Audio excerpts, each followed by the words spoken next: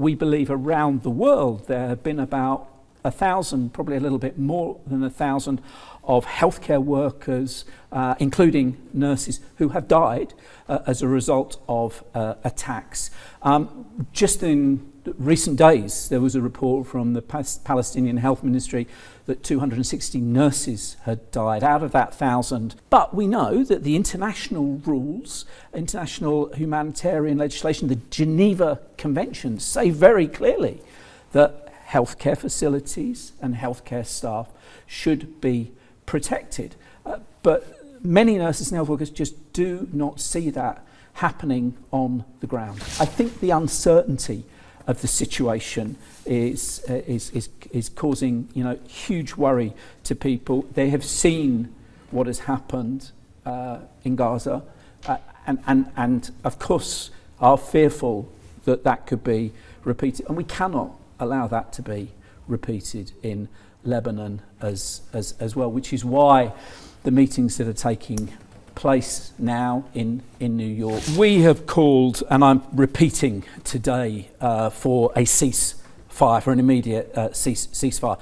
But you're absolutely right. What we also need to see is much improved access for humanitarian aid and for medical equipment and drugs as well. The corridors, the passages for which aid are coming in are often restricted, it's slow, so that support is just not being received in quickly enough and in sufficient quantity. So I've been in contact with nursing leaders in Palestine, in Lebanon, in other conflict zones around the world as well, like Ukraine, fairly regularly for the last few weeks, even years. The first thing that those nurses describe is just how horrific it is, the care of patients that they are looking after. People who have injuries caused by explosions, or they've been trapped in buildings, limbs that need to be amputated,